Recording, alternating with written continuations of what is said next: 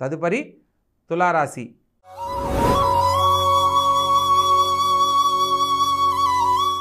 ఈ యొక్క తులారాశి జాతకులను కనుక మనం పరిశీలించినట్లయితే ద్వితీయ స్థానంలో లగ్న అష్టమాధిపతి అయిన శుక్రుడు సంచరిస్తున్న కారణంగా ఆర్థికంగా ఈ వారం విశేషంగా యోగిస్తుంది.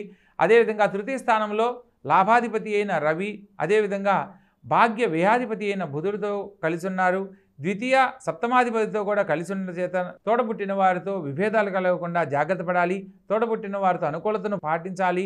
అదేవిధంగా చతుర్థ స్థానంలోకి మారుతున్న లాభాధిపతి కారణంగా రవిగ్రహ సంచార ఫలితంగా విద్యార్థి దశలో ఉన్న వాళ్లకు మంచి గుర్తింపు లభిస్తుంది. ఉన్నతమైన మార్కులు సాధించడానికి ఇది అనుకూలమైన కాలం. విద్య యందు శ్రద్ధ తగ్గరాదు. పంచమ స్థానంలో శని మరియు చంద్రగ్రహ సంచారం జరుగుతున్న కారణంగా కళ్యాణ భాగ్యం కోసం ఎదురు చూస్తున్న వారికి ఆలస్యంగా శుభవార్తలు వింటారు. అదేవిధంగా ప్రభుత్వ సంబంధమైన ఉద్యోగం కోసం ప్రయత్నం చేస్తున్న వారికి ఉద్యోగ లాభము, ఉద్యోగంలో ఉన్నవారికి స్థానచలన బదిలీలు ఏర్పడి ప్రమోషన్ ద్వారా, ఇంక్రిమెంట్స్ ద్వారా ఉన్నతమైన అవకాశాలు పొందడానికి ఇది అనుకూలమైన కాలంగా చెప్పడం జరుగుతుంది. ఈ సమయంలో ఉద్యోగం మారడానికి ఏ అవకాశం వచ్చినా చక్కగా ఉపయోగించుకోండి.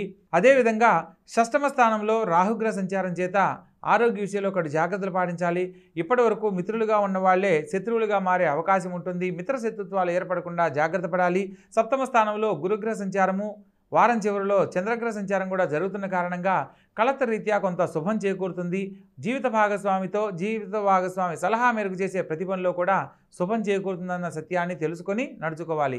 అదేవిధంగా వ్యయ స్థానంలో కేతుగ్రహ సంచార రీత్యా ముఖ్యమైన విషయాల్లో ఆరోగ్య రీత్యా మిమ్మల్ని కొంత ఈ వారం ఇబ్బంది పెట్టడానికి అవకాశం ఉంటుంది. కాబట్టి శారీరక శ్రమ, పనులు ఒత్తిడి అధికం కాకుండా జాగ్రత్త పడాలి. మొత్తం మీద ఈ రాశి వారికి కేతువు వ్యయ స్థానంలో సంచరిస్తున్నాడు. తత్కారణంగా కేతుగ్రహానికి సంబంధించి ప్రతిరోజు ఓం కేతవే నమః అనే మంత్రాన్ని పఠిస్తూ మంగళవారం నాడు కేతు భగవంతుణ్ణి ఆరాధించడము, ప్రత్యేకంగా నవగ్రహాలలో కేతు భగవానికి సంబంధించి ఉలవలు 1.25 కిలో, పీచి తీయని టెంకాయ 1, సిమెంట్ రంగు వస్త్రము, 2 ఇస్తరాకులు బ్రాహ్మణునికి తగిన దక్షిణతో గనక మంగళవారం నాడు ఇచ్చినట్లయితే ఈ వారంలో చేపట్టబోయే ప్రతి పనిలో కూడా ఆటంకాలు తొలగిపోయి ఉన్నతమైన జీవితంలో స్థిరపడడం జరుగుతుంది.